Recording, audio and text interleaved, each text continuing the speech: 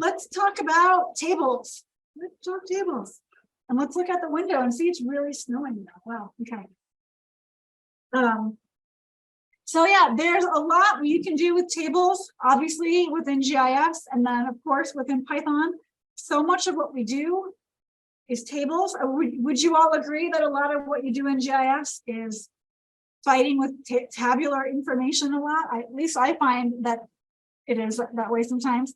So there are two kind of main ways that we can work with Python to work with values inside tables. One is the calculate field tool, which you may already be familiar with. We'll do a little demo of that just from ArcGIS Pro. And then the other one is with cursors. So within ArcGIs, we have this construct called the cursor, and it's an object that you can create on a table that is kind of like gathering up all the rows and all the values in the columns. And you can pick what columns and you can pick which rows. So you can filter by column and row together and just get the data that you need and then do something with it. And that something might be just simply like retrieving values in a table and reporting them out. You might want to retrieve values and do a sum or an average of the values. You may need to update values, like if can't even think of anything right now. If the value is Colorado spelled out, you want to make it CO abbreviated, you know, something like that. And so there are three types of cursors in ArcGIS, or sorry, in ArcGIs. There's a search cursor, an update cursor, and an insert cursor. The search cursor is read only, and it just lets you read a table and retrieve values and maybe do some math or calculations in memory, but you're not going to make any changes to the table. The update cursor is the one that lets you read it, but also make updates to the table, and you can actually change values. The update cursor can be used instead of or as an alternative to the calculate field tool. And which one might be better depends on what you're trying to do. Sometimes if things are really complex, a cursor is better. Sometimes if it's really simple, just doing it in calculate field tool is better. And then the third type is an insert cursor, which I honestly never really used that much, but that will allow you to actually create new records in the table, like new rows in the table where you could populate values or you could create new geometry. So if you have coordinates, you could take an array or like a list of coordinates or maybe a dictionary, whatever format it might be in. You can take all your coordinates and read them in and actually plug them into the shape field to make new geometry in a table. So we won't be looking at that one today. I don't have a demo ready for that one, but we'll take a look at the other two. All right, so what does a search cursor do? Here we have an example of, we set our workspace to a geodatabase, and we're setting up a search cursor on the hospitals layer in that geodatabase. And in here, whoops, in here, notice that we're, every time I touch it, and notice that we're pointing to two columns, address and name. So when you create a search cursor, you point to the table you want access to, and then you pass in the columns, the fields in the table that you need access to get passed in as a list. So that's what address and name are. Notice that they have a square bracket, and that's the list. So address and name are now the two fields in the table that we will have access to in the cursor. And this is the equivalent of, let me go back to a map. Let me open up a table.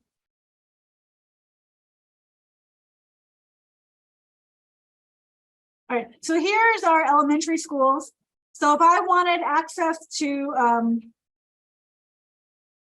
maybe not the best one, only the address. Hold on a second. If I wanted access to the address and the city. If I only wanted access to those two columns and the other ones I didn't really need, it's kind of like you're hiding the rest and just not even looking at them. So you can pull out which columns you want.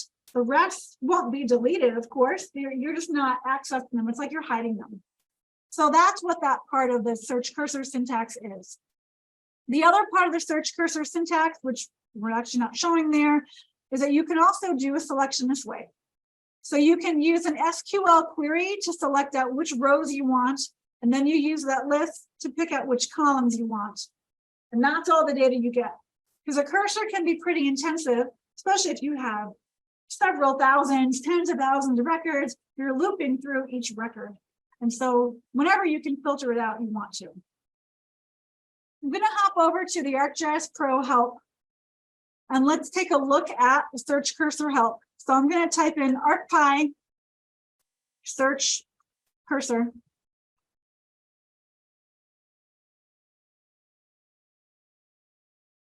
ArcGIs. Did I spell it right?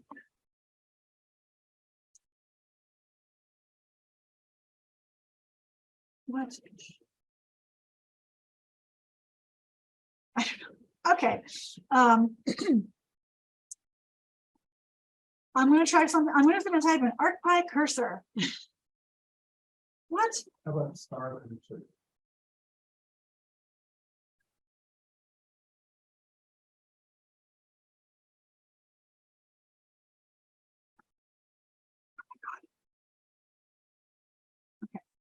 I'm gonna get rid of that.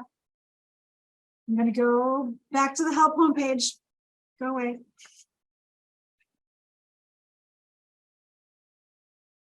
I'm going to show you how you can also browse through things if your search can't find what you want. I'm going to go into the Python category up here and see how we get this whole big menu on the left. I'm going to go to, hold on, data access module, classes, search cursor. There it is. So that was the Python link up here, the data access module link on the left, and then under classes, there's my search cursor.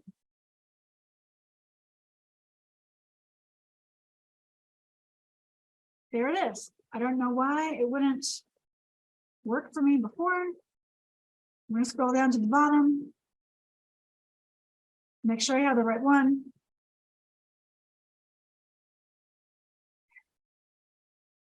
Okay. I don't know why it wouldn't show up in the help, but there it is. So you can see the full syntax here. It would be arcpi.da. So this one has an extra step to it. There's an old cursor and a new cursor. You don't want to use the old cursor, but if you search around, which apparently I was unsuccessful at, you might find the old type of cursor. The old cursor does not have a DA. It has different syntax and it's not as efficient. So when you look for a search cursor, you want to get the one that's arcpi.da from the data access module here. And then somewhere it probably tells you, like if you look up the old one, there's a big warning at the top of the page that this is the legacy version. So if you see that, don't use that one. But here's the page for the search cursor. And it's arcpi.da.search cursor. The input table that you want to get access to, the field names passed in as a list that you want to get access to, and then your where clause. So the where clause is a query. So you can actually put in a query, like we'll do this in a little bit, but we have a field called park type, and there's different park types like neighborhood park, community park. So you could filter and only get the neighborhood parks, for example, and limit what you're getting back in your cursor object. All right, so the way it works is you create your cursor and it will basically like load into memory everything you asked for. It will load in whatever columns you asked for and then whatever rows you filtered by with the query. So after you create your cursor, it's all of those rows together as an object, and then you loop through it with a for loop. So you create the cursor and then loop through the cursor. And then as you loop through, think of it as pointing to one row at a time. So for row in cursor right here, the first time the loop will go, it will point to the top row.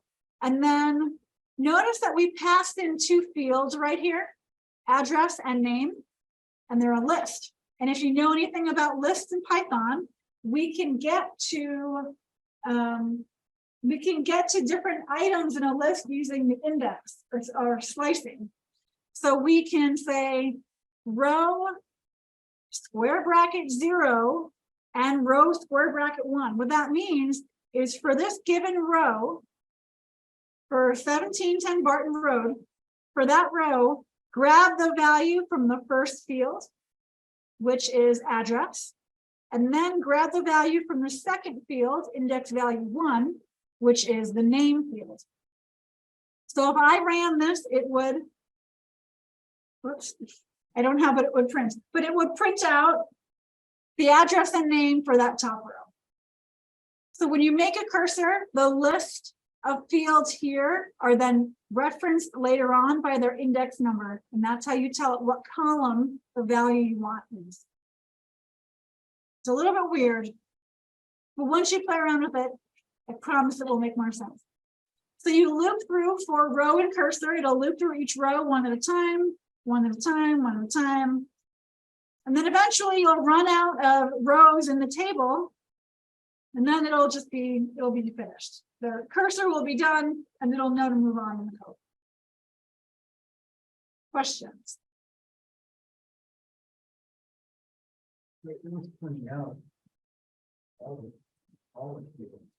Yeah, this is a bad graphic. So it would only print out address and name. Oh. Yeah. This is a graphic that I actually stole from Esri when I taught there. I liked the animation and I just never redid it. It's very old. So that's not really action. No, it's just pointing to which row it would get. But by saying row bracket 0, that would be, in this case, West Fern Avenue, or 2 West Fern Avenue, and then row bracket 1 would be Beaver Medical Group. Yeah.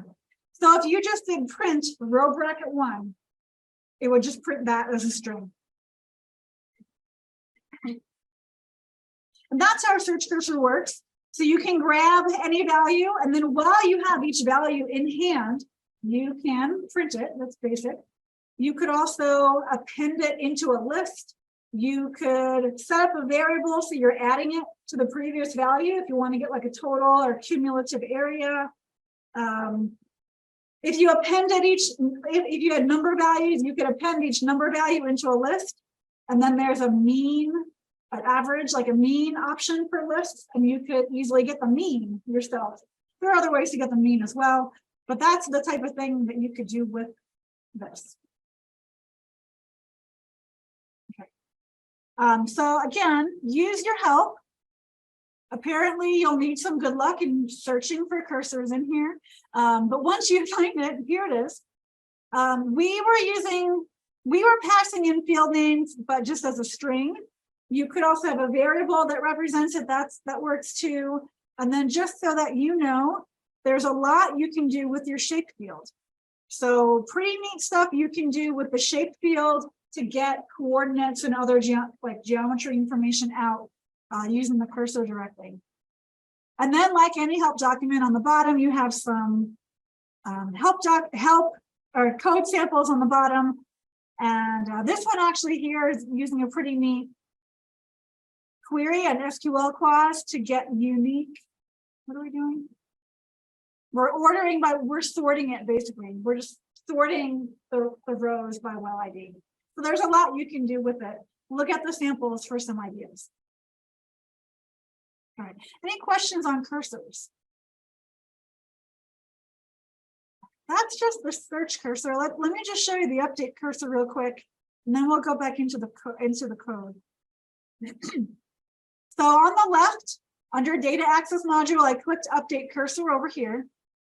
And now we're at the update cursor help. The update cursor is the type of cursor that can make updates and changes to the data, which means you need read-write access on the table.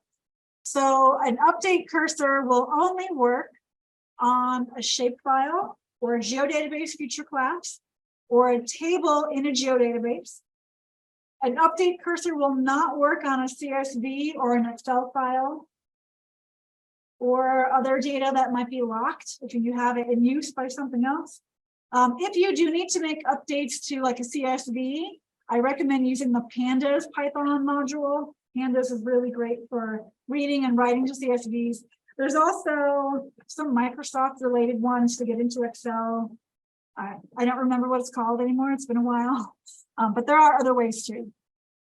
With the update cursor, I just want to point out one thing. I'm going to jump all the way down to the bottom to the sample code for the update cursor. The one thing you need to make sure you do with an update cursor is because you're actually potentially changing a value in a row. Like here we make the update cursor, we loop through it, and we're using an if statement to figure out what a new value should be in another column. Notice that these are our column references for the two fields. When you're updating a row with an update cursor, you need to make sure you commit the change with the update row method. So that's just one extra step. Otherwise, it'll run the if statement and it'll say it ran successfully, but it'll actually never save it, so it'll never get changed. Okay, let's hop back over to the code.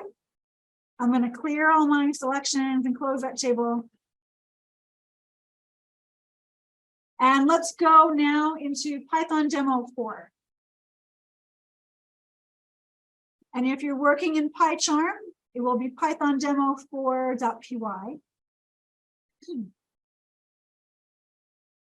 So we have some code already written, and we'll be filling in some blanks to get some data out. All right, so Python demo 4, working with attribute values in a table. We mentioned this already, but there's a lot you can do with tabular data in a table. Of course, it's in the table, it's tabular data. The first one here is all the selections. So you can do a lot with selections. There's a select tool in the analysis toolbox, and then we have a select layer by attribute, select layer by location. And those two, I don't know if I actually have a sample of them in here or not, I can't remember. But those two tools are really great ways to make selections and filter what you're working on, and then maybe run a tool just on the output of that. For reading and reporting with the search cursor, updating values with the update cursor. We'll take a look in a moment at what you can do in the calculate field tool as well. You can also use your list fields or your describe that fields and figure out if a field exists or if you want to add it or maybe need to delete it. I should mention that before we learned about the ArcGIs.exist, ArcGIs.exist will not recognize fields in a table. It will only recognize like whole layers, like feature classes and tables, but it won't see a field. So you can't use ArcGIs.exist to look for fields. All right. In the code here, we have the first cell is going to set up our variable, set up our geodatabase. We'll use city parks again. And then all we're doing here is just making sure that the layer exists before we try to make a cursor on it. So here's that use of that exists, and we're setting the output overwrite equals true. So for you, go and find your path and update this path to where your data are stored. And then once you have that all set, then hit Shift Enter to run. So I ran mine and notice the bottom, it says city parks does exist, continue the script. If you are writing more of a real script, like a proper script of a .py, if the data didn't exist, you might want to do like a sys.exit and just make the script stop. Rather, like if the data's not there, you don't want it to keep going, right? So you can do sys.exit, but that would also require that you import sys. So right up here, you can import sys. And then if something happens in your code that you want the code to just exit out, sys.exit will do that.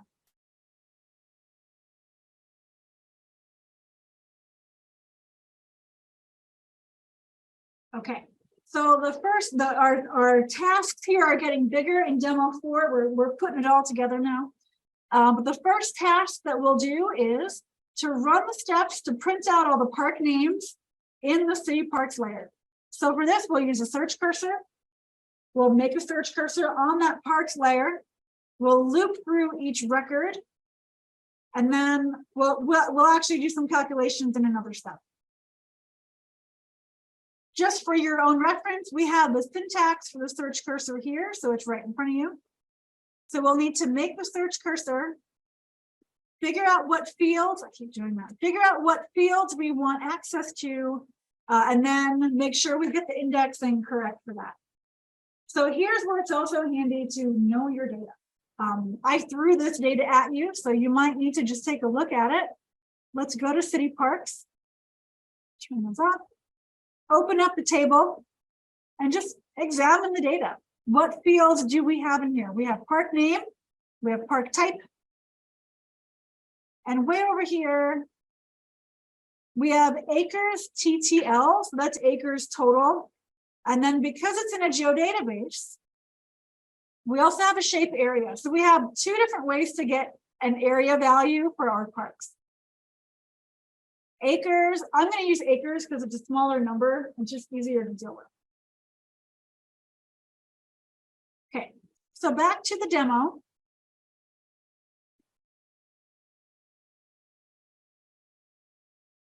So what we want to do is create a search cursor on the data, and I'm spoiling you right here. I already gave you the fields to type in. So what type of cursor do we want? So fill in the blanks to complete this little block of code.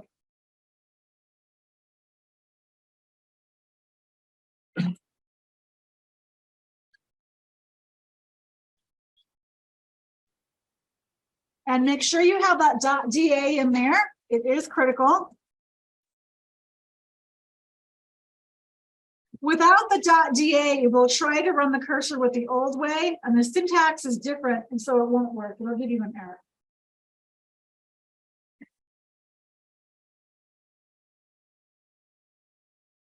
So what will, oh, does someone have a question?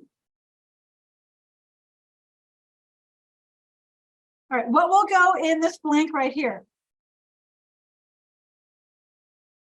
Say it again, Jeff. Yep, LYR. Perfect.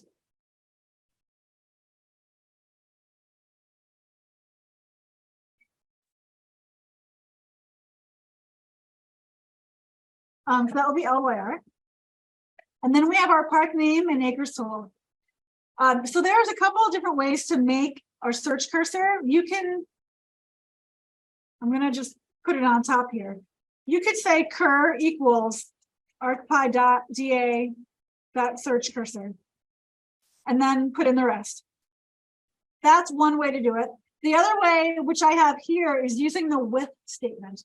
So this is not required, but it is a best practice because it's, from what I'm told, from what I've been shown, it's just a better way to handle the memory. So it's more efficient in memory because the cursor is going to read all of those rows into memory. It can be pretty intensive. So the width is supposed to release it from memory when the width block is done. So it's supposed to be better. I've never tested it, I'm not sure. I just believe people when they tell me things. Okay, so with arcpi.da.search cursor, we have our syntax in here. And then cur, notice how at the end it has as cur. So cur is now the variable, the name of the object that we're creating that will hold all of the rows. Then we do for row in cur that will loop through each row in the rows that we just loaded in. And I'm going to actually comment out these, and we're just going to run it. When we just print row, what does it give us back? Does anyone recognize that type of object with the parentheses? A tuple? Yeah, that's a tuple. And so every row is returned as an individual tuple, comma, separated by comma, or the value for each field is separated by commas. And so there's our park name and there's our acres. And so what we can do is loop through each one, and then that's what we need to do with the indexing. So when we loop through each row and we use a bracket, bracket 0 will give us the park name, And bracket 1 will give us the acres. So now I'm actually going to comment that out. And now, how do we get just the park name? Was that anyone? How do we get just the park name? Row bracket 0. Yep. So now row bracket 0 is just that. I'm going to change it and I'm going to make it 1. And now we just get the total acres. So you get the idea. So that's what the bracket is referring to. The index number of the field name as it was passed into that list. Yeah.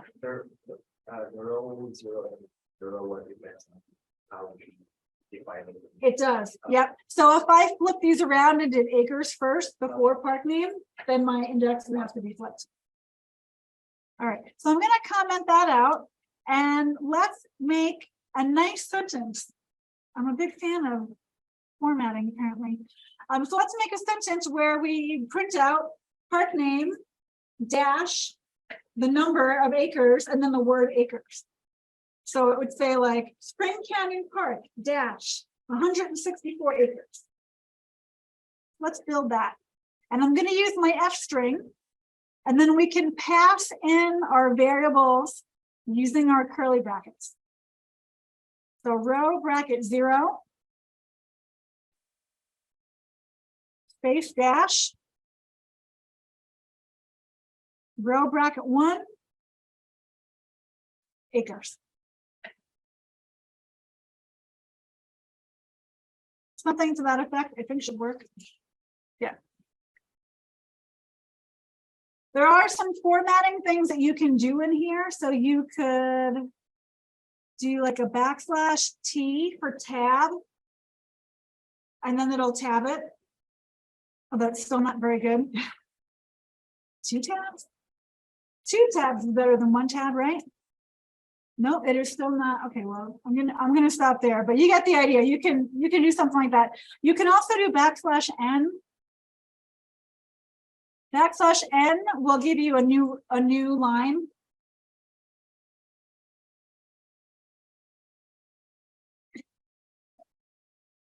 That's one thing I kind of like about the notebook is you can just run the one little piece and see the output right away. All right, now looking at this, is there anything that you have questions about? Anything you're like, well, how would I do this? How would I do that? Any questions?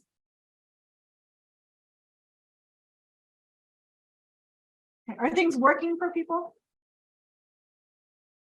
Okay, all right, got a couple of thumbs up there, good.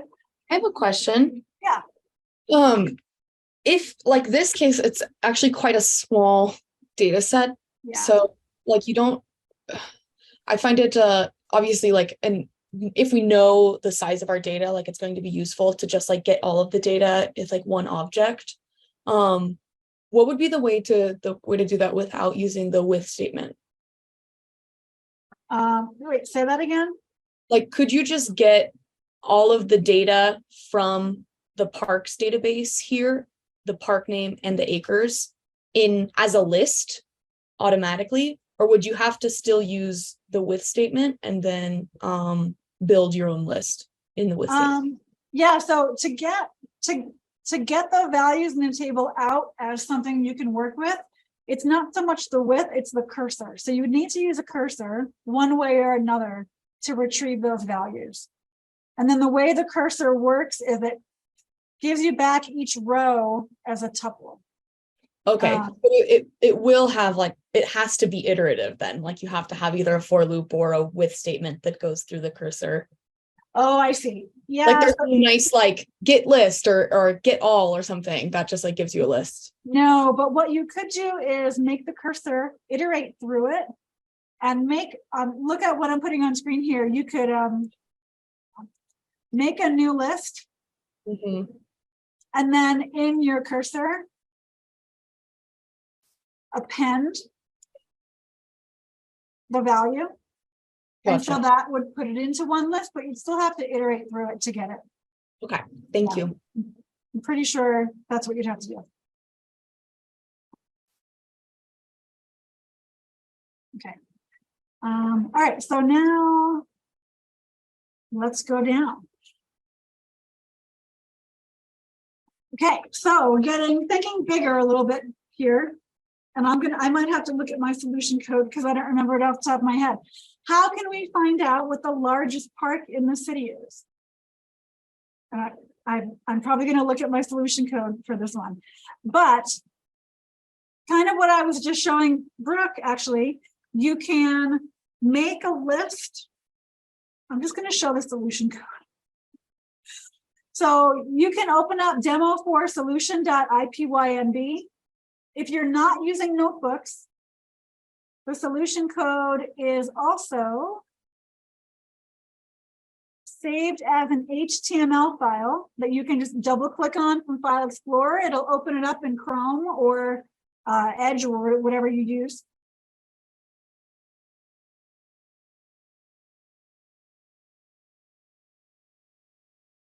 But my brain can't handle writing it from scratch. It's not even that long. But right here in the solution code, and you can type it in yourself and play around with it if you'd like. I have a couple of different ways to do similar things here, but you can append a list. Or in this case, to get the largest park in the city, we set what's called max val. Let me make it bigger.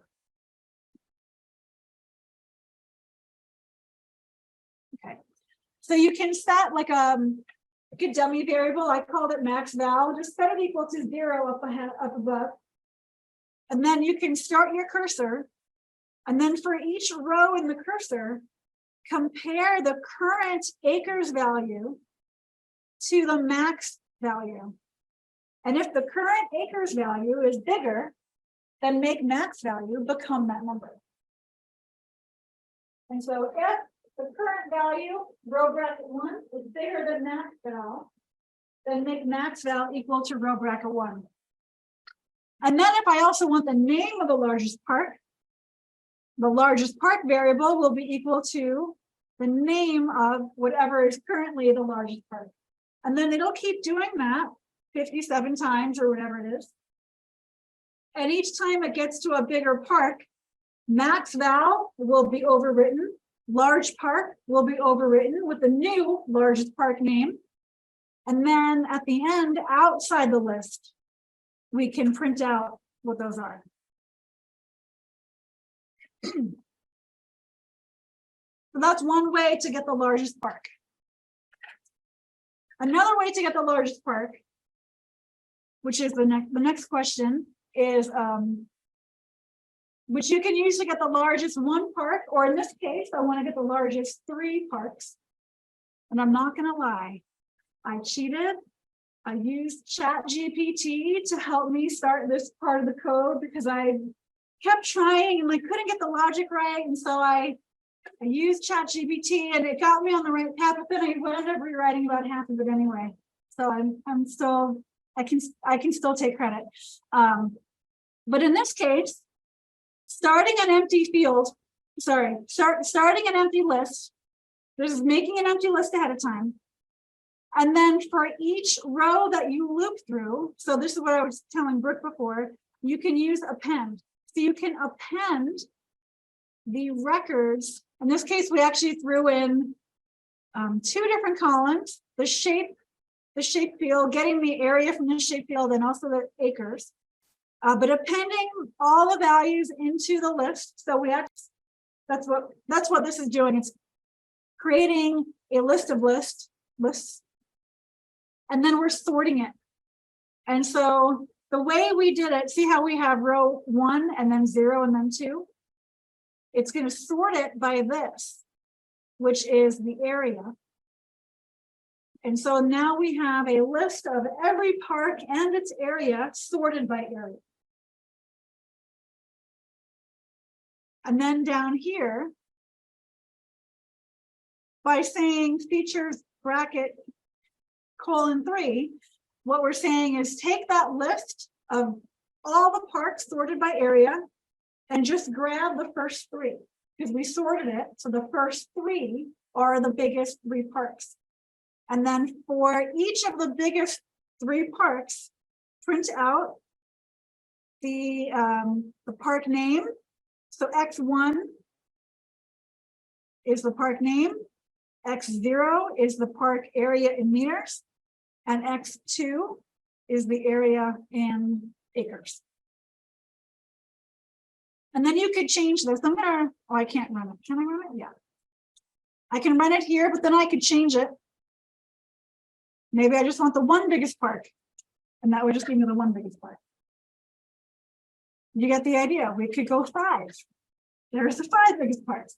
So that's one way that you can bring all the data into like one object and then work with it.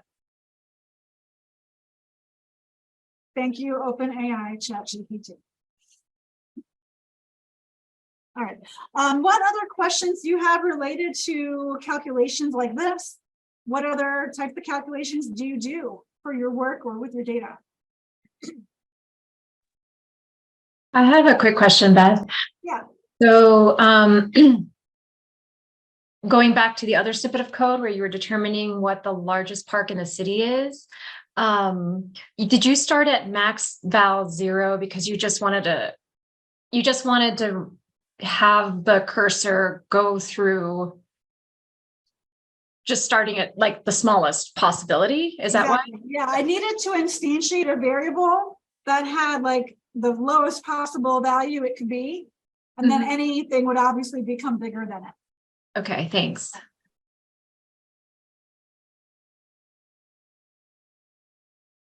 Okay, so let's go back to the regular Python demo, not the solution. And then the last like problem we have here is, let's say we wanted to get the total area of only the neighborhood parks. So here's where we're going to get to play around with some selection tools.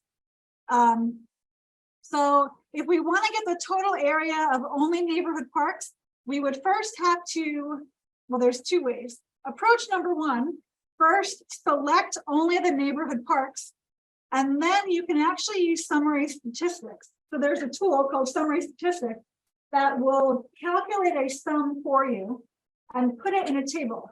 And then you could use a search cursor to read the summary table to get the total. So that's one way. The second way, approach number 2, is to just dive right into a cursor, but put a query into the cursor so that the cursor will only return the neighborhood parks. And then use the cursor to add the areas using just kind of, again, using another dummy variable and just adding each value to the previous one, and that's how you can accumulate the value. So we're not going to do both. I have both in the solution, but we'll just do one for right now. Does anyone vote for which one we do? Cursors. Cursors, okay. We'll actually both use a cursor, but we'll do approach 2. Okay, so approach 2, if we want to run a cursor and only pick out neighborhood parks,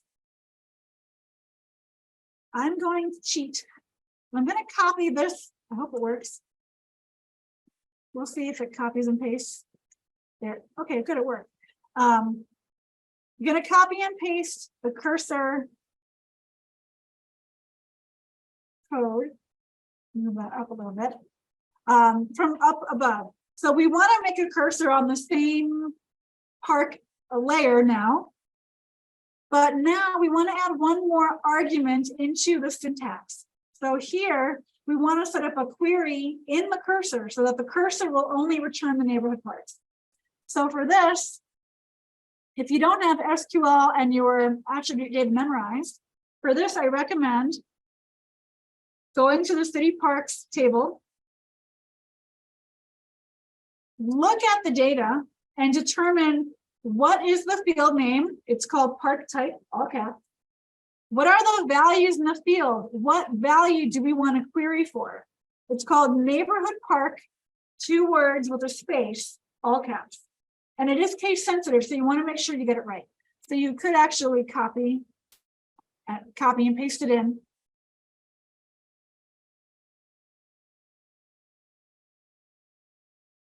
So we are here. Okay. So when you do a query, whether it's in a cursor or whether it's in a selection tool, it doesn't matter. The query, the SQL expression has to be passed in as a string, and it has very specific formatting. So if you've never noticed before, it's very picky. So there's my neighborhood park. And what was the field name? Does anyone recall the field name? Park type. Yep, park type, all one word. So the whole thing has to be a string. So we have a double quote here. We have a double quote here. We need an equals, obviously. Park type equals neighborhood park. Anytime you do SQL, if you have a text value that you are querying for, the text value has to go in single quotation marks. So what I have here is what it means. If you are not sure what it should be, like what it should be formatted as, this is what I recommend. Go to select layer by attribute, go to your geoprocessing pane, select layer by attribute, and then pretend like you're just going to do it this way. City parks, park type is equal to neighborhood.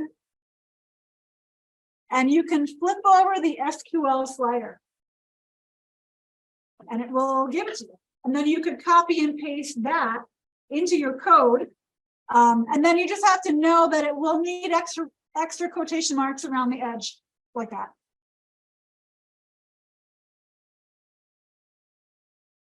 Like that.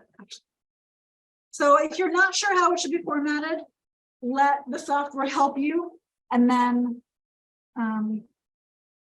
paste it in.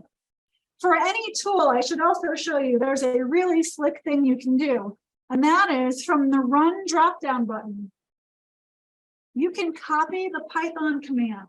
So you can set up a tool in the toolbox, copy, go down here to the drop-down under run, copy Python command, and paste it in, and it will write all your syntax for you. So now you're like, well, why didn't you tell me that an hour and a half ago? But this is great because it'll do ArcGIs management. It's like whatever attribute, your input, your selection type, and the query. The way it's formatting the SQL is with a backslash because it's putting double quotes around the field name. It doesn't, it's doing some weird, I don't know what it's doing here. Oh, I know, it's because I messed up my query first. All right. Anyway, it will build it for you, and usually whatever it puts in here will work. You might need to play around with it a little bit, like if you want to use a variable name, but that's a really great hack to get your syntax written for you. However, we don't actually need it, so I'm going to get rid of it. I have one question. Could you just show how you got to that, the side panel, the geoprocessing panel? Oh, yeah. So I'm going to go back to a map. Well, it doesn't really matter. I'm going to go to my analysis tab up here, and there's a tools button. The tools button from analysis will open the geoprocessing pane on the right.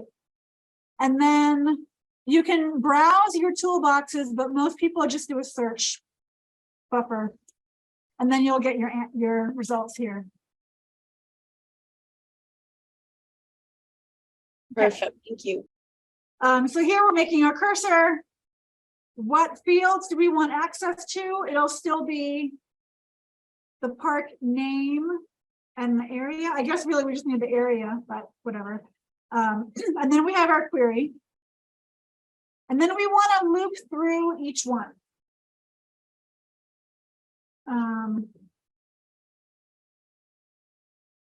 Yeah. So what we want to do is for each row in the table that is a neighborhood park, we want to grab the area value and just keep adding it on top of each other. So for this, I'm going to make a dummy variable up top called total area. We'll just instantiate it at 1. Oops. Here. And then what we can do is total tote area will now be equal to tote area plus the current rows area. What variable or what object or how do we reference the current rows area?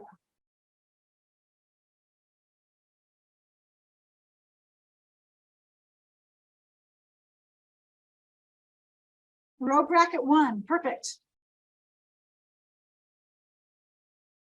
And that's it. If we wanted to, we could also do a counter.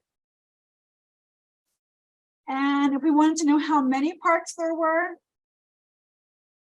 we could do counter plus equals 1. What that is going to do is just count how many times is the loop going. And that's how many parks we have. And I think that's it. So let's back out of this. Whoops. And let's do a print statement. And we can print at the end total area of this many parks is total area. And then close your quotation mark, which I always forget to do. I think that's right. There's only one way to find out. So let's run it and see what it does. Oh yeah, it worked. All right, so does that make sense? One of the things I find when I teach my programming class is that the logic and like figuring out the logic of how the loop should go or how the indentation should go is the biggest struggle for a lot of folks. I'm like, how would you come up with this? This one, I am proud to say I knew how to do this one. I did not use ChatGPT for this one. I did on the other one. But that's how you could do it. So just think about what values you're getting. Think about the loop and how you could combine previous data to current data. All right, now let's take a look at our answer. What do we think about the formatting of our output number? What might we want to do to it? Yeah, let's round it. So I don't know how many of you know how to round. There's a couple ways to round. I find that the easiest way is literally it's called round.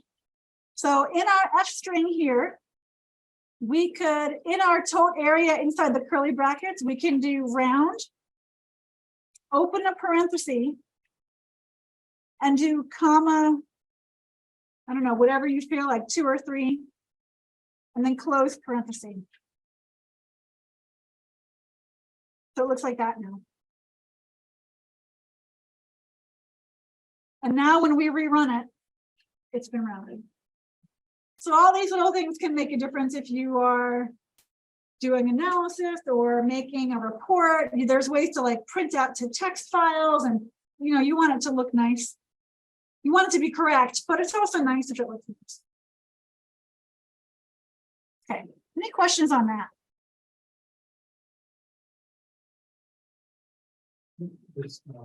Does Python use about indentation? Yeah, so Eric asked a good question. So Python is tied very closely to indentation. So any type of multi-line block, like a with, a for, an if, a while, there's something called the try except, all of them rely on indentation to indicate when the block is done. That's why. Yeah. Okay, so let's take a look at the solution. Here we have the solution. So here's what we just did with the search cursor and setting the row and the counter. We just did that one. And then here's the other one, which we didn't do. This one is using select layer by attribute to select the neighborhood parks. We're using get count to figure out how many there are. And then we're creating a variable to hold the table that we're going to create with our statistics tool. And then this is how that statistics tool can be run. And I'll show you the statistics table that it makes. I made one on mine. Here.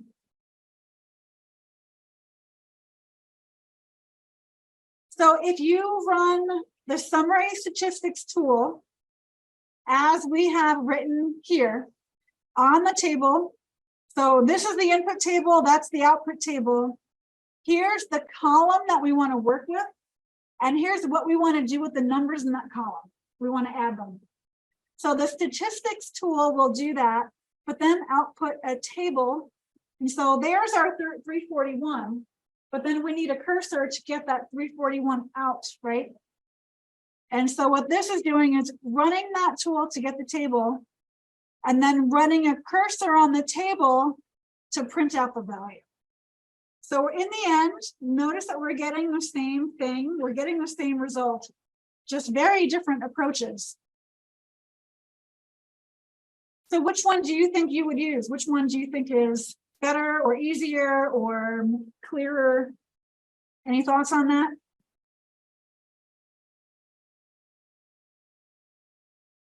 No opinions? I know it's hard on Zoom and it's hard to talk on Zoom. I get it. Okay. All right. Any other questions about tables? All right. Let's do one more quick thing with calculate field. And that's actually the last thing I was really going to go over. And then I have some resources to show you at the end. Okay, so we did demo 4. Let's talk about calculate field. How many of you have used the calculate field already to do manipulations on data values?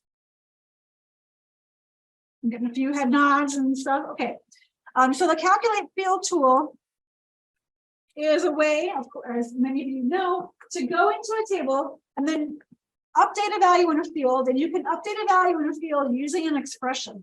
And the expression you use could be something simple, like you have a blank field and you just want to fill in the word Colorado and just look a straight up string. You can fill in a field based on values in other fields as well. So combining the county and the township with a comma, and like combining something like that. You could take multiple numeric fields and for each row take an average and put the average in a new field. So lots of things like that. And you can do that in your calculate field tool under the little expression window here.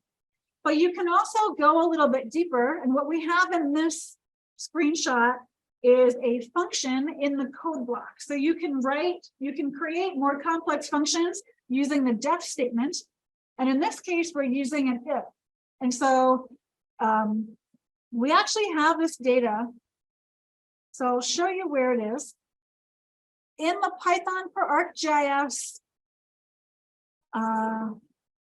it's under samples.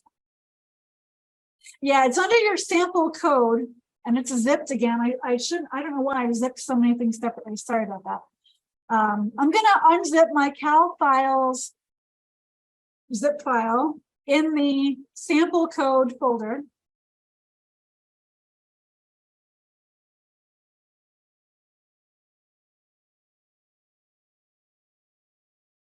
So find your sample code folder if you want to play along, or you can just watch. But in there's cal files, unzip it, make note of where it goes.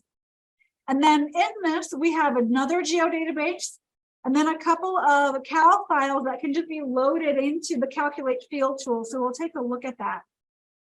So now that I've unzipped it, I'm going to go over to ArcGIS Pro.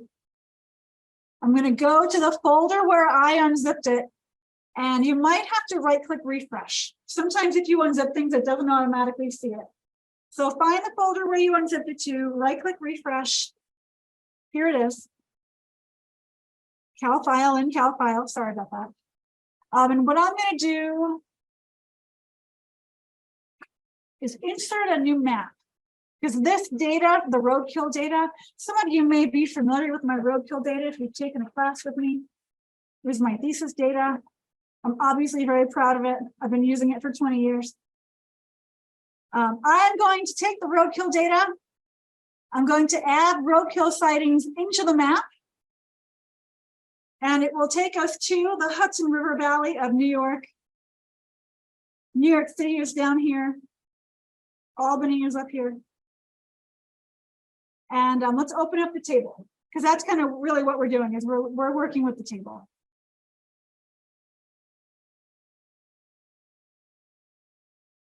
All right, So in this table, we have information on roadkill sightings that I collected for a master's thesis. So we have a whole bunch of points. We have species, we have scientific. We have land cover information, the road it was near. And then I have a really silly way that I collected if it was a roadkill, a live sighting, or other. Roadkill was obviously roadkill. Live sighting was like if I saw a deer off in the road, or, you know, the raccoon in my dad's backyard. Other was like if I smelled skunk or saw scat and I knew for sure what the scat was, that's other. And then county, township, okay.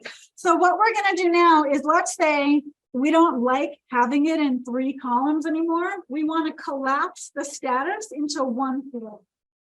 So we have a field that we can already use. It already has stuff in it, but that's okay. Just ignore the fact that it's populated. It's all right, we'll overwrite it. But we have a field that we want to look at and populate. So basically we want to say if the live sighting value for a given row is a 1, then the text field value will become live sighting. If the roadkill value for a given row is a 1, then the text field value will become roadkill. So that way we're putting all 3 status categories into one column, so it's easier to symbolize or label or query. For this, we could right-click on the field, go to Calculate Field, and here's our Calculate Field tool. You may be familiar with it already. And the text field, notice that when we go here, it tells us what table we're working with. It tells us what field we already clicked on. We have different options for what type of expression. We're going to use Python, obviously. Arcade is it's an Esri language. It works. It's weird. Arcade's really good for like online stuff and formatting labeling. I haven't used it in here. But then under text field, we could type in whatever we want, yay Python. And then it'll be filled in with yay Python. Okay, so that's one thing you can do in Calculate Field, which is enter in text. But that's not why we're here. Let's make the window a little bigger and scroll all the way down. And notice we have buttons here, and there's a folder button. That will allow you to import the cal files that are in that folder. So make the window bigger, scroll down, click import the folder button, and then go find it wherever you put it. Here. Sample code, cal files again. And then let's take a look at collapse status.cal.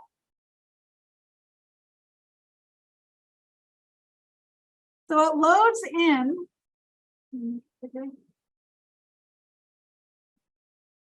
And hold on, trying to make it bigger.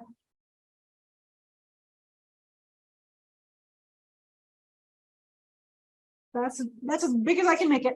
So it loads in, and this is what we have. We have a defined function called collapse status that requires 4 different arguments. So when we have live, DOR is dead on road, DOR, other, and status. These are the 4 variables that the code will be using to evaluate what the new value should be. Each of these 4 refer to a value in the actual table, and the field in the actual table is up here. So what we're saying here is that the value for text field should become equal to the result of the collapse status function using these actual fields in the table. And notice that we don't actually have status. We have one called text field. So I'm going to need to fix that. So I'm going to get rid of it. And then in the top here, I can scroll down. I can see all of my fields. You can double click on any field and it'll put it in there for you with the right formatting. It needs those exclamation marks. And so we have our function, and it's just doing an if statement. If live equals 1, So if live, the variable, which is the first one here, which is really pointing to this field value in the table, is equal to 1, then return live citing. The return live citing means put the string live citing in my text field column. And then elif, if it's dead on road, return DOR. Elif other, return other. So it goes through that if evaluation for each row in the table. So the nice thing about the calculate field tool, you can do the same thing as a cursor, but you don't need a for loop. Like the calculate field tool is the for loop. It's doing the for loop for you. All right, so I'm going to hit OK on this. And it'll run. And it fills everything up. Okay.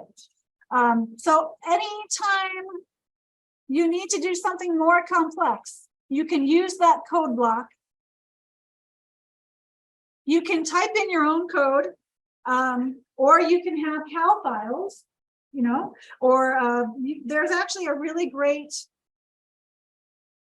1 second, really great web page, not listed here, darn it. Really great web page called Python Calculate Field Examples.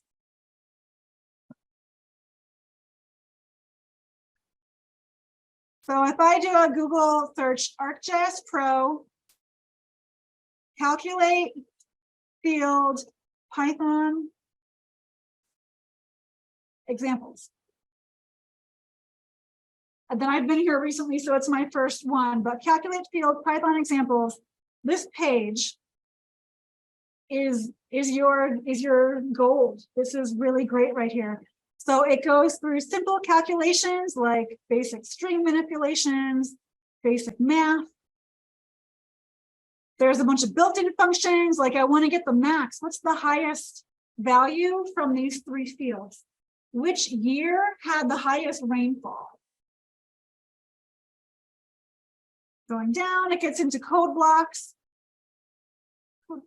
And then here's the if. So this is actually where I got the help when I initially made that collapsed status. It was like 10 years ago. I've been using this data for a long time, and they haven't updated. It's the same example on their webpage.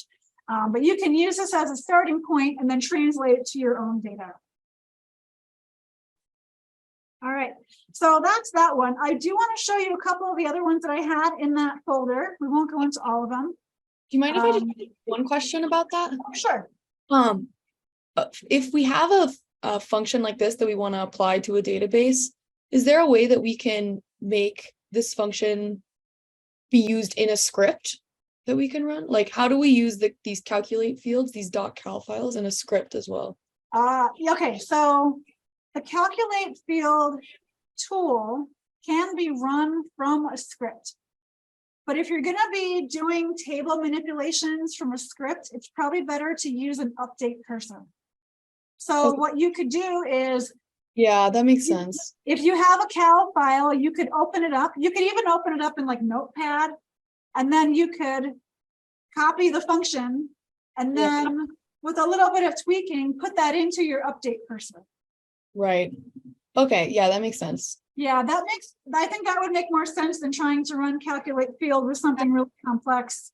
I guess it's just that I like the way that the calculate fields work on columns as opposed to rows.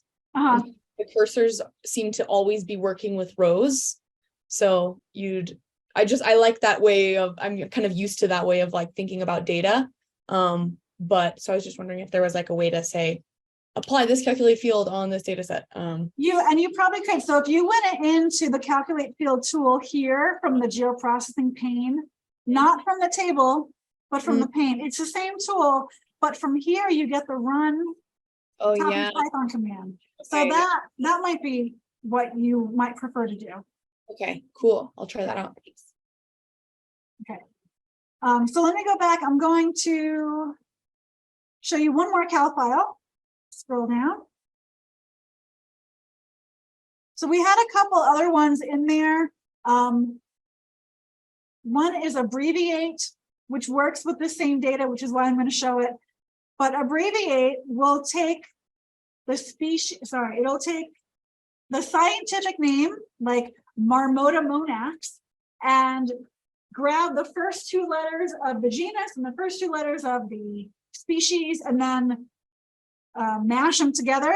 So just to show you another example of how you can use Python for string manipulation if you need to fix data. Like, how many of you have data where things are misspelled, things are uppercase and lowercase, or there's like an extra space in there, or it's not abbreviated the same?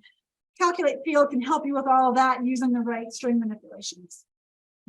So I'm just going to hit OK on this and you can see what it gives. So it takes a genus and species and just makes a code. So yeah, take a look at some of the other cal files in there. They are readable even in Notepad. It's not the prettiest, but it'll work. But here you can see there's your define, accumulate, and there's a little if statement to add up like a running total of numbers. Okay. Any other questions?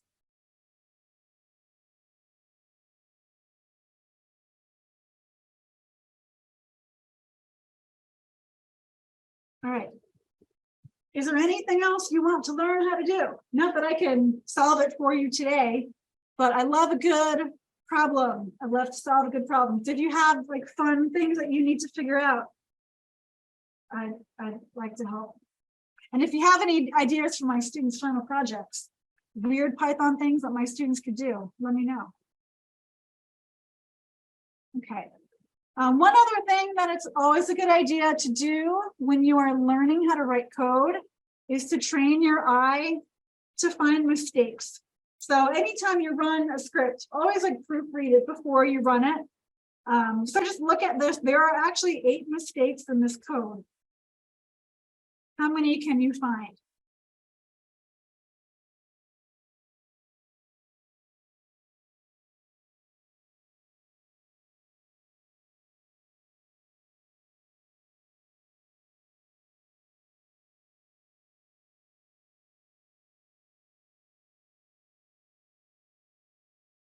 All right, now shout them out or put it in the chat, whatever you prefer. Let's see what we notice in here.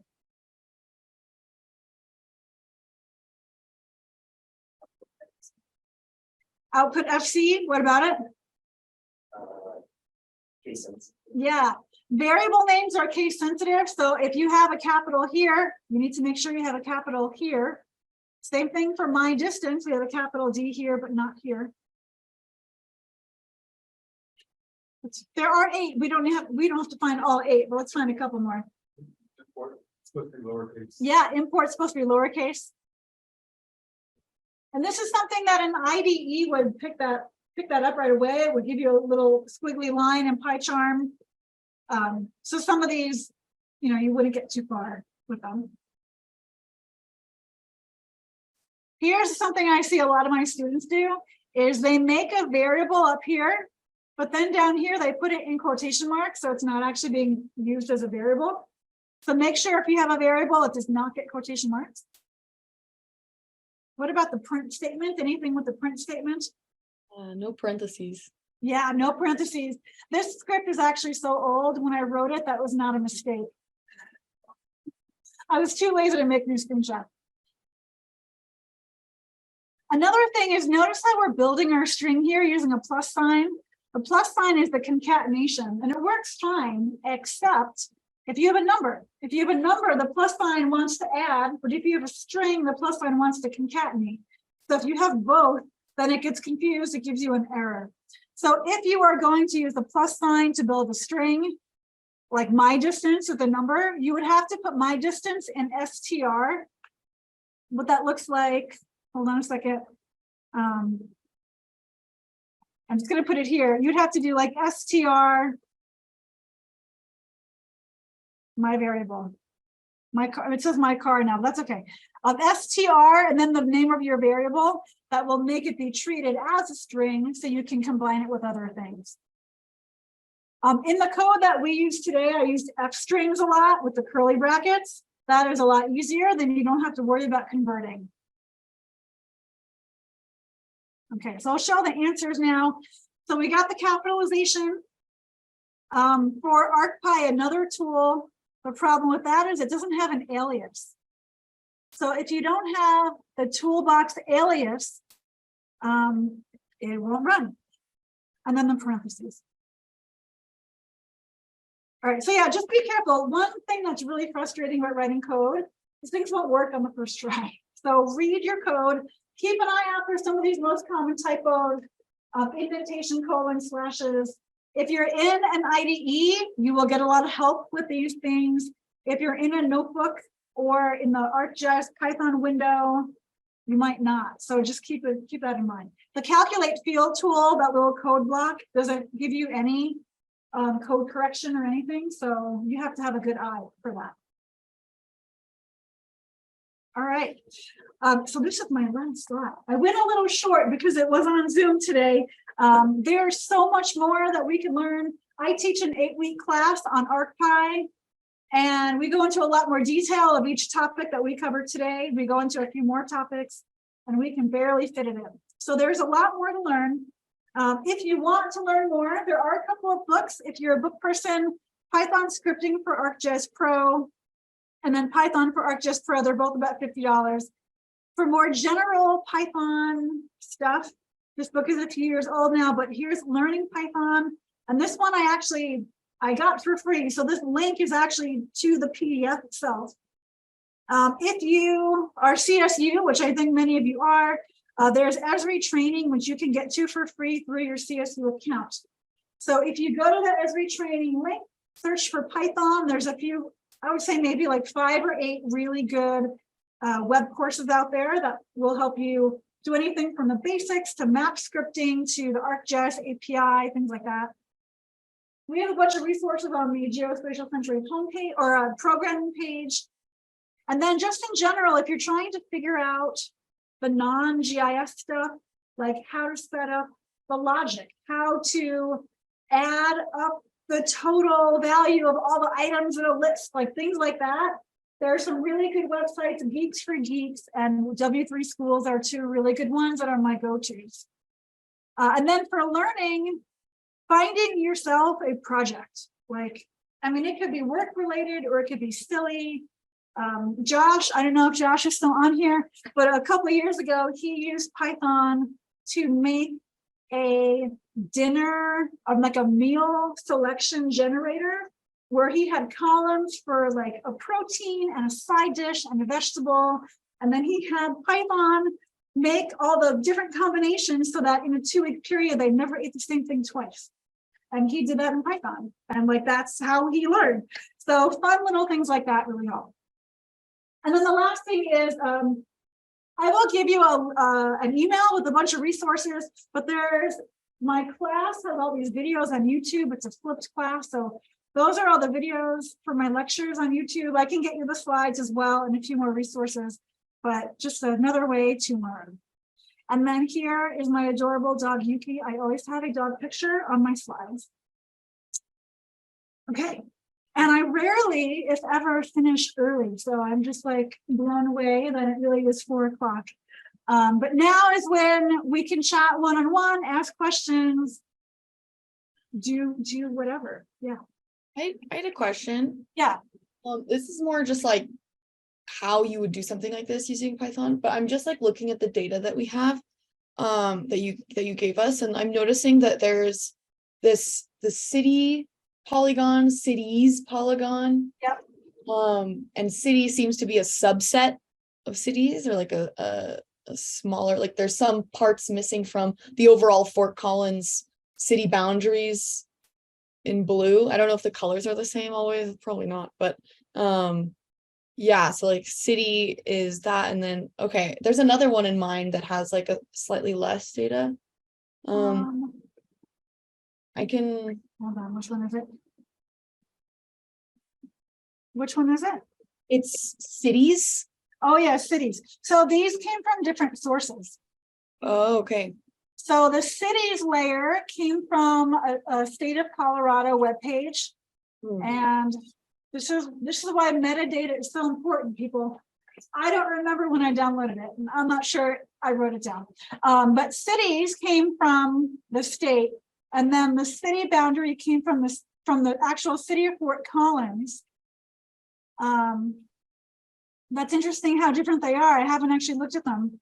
Yeah. So this could be partly a difference in what year the data was created. But then if you look out here, like this is Timnath. So that's not Fort Collins. So the pink is Fort Collins. And then I think this issue over here is just it's old data. One of them is old data. Right. Okay. Yeah. And I was more like wondering, I think that's fine, but more just like as an example of like, say I wanted to look at which parks overlapped or like what percentage the different parks overlapped with the city versus the city's polygons or something like that. Like, Yeah. So for that, you could do something like a union or an intersect, and then calculate the areas of overlap in each one and calculate the percentage of each one. So you could do the overlay tool, and then you'd have to follow it up with some calculations with a cursor to get the areas out. okay. Something like that, maybe. But those are the good questions that you have to ask to learn. Like what type of question can I answer? How can I use Python to get me there? And then bang away at it until you figure it out. Well, okay, I have one more question. Okay. If I was trying to look at like, so you can do a density of like one data set, like we did the density of schools, I think. But can you do like a joint density where you say like the density of like schools and libraries and like get a like a, yeah, I don't know, like a two-dimensional. Yeah, I think for that, I think the density tool only allows one input at a time. Okay, so it's really easy value. There you go. But yeah, but you could take libraries and you could take schools and merge them into one layer and then do density of the merged layer. Okay. Yeah, that makes sense. Yeah. Cool. Great question. All right, any other questions?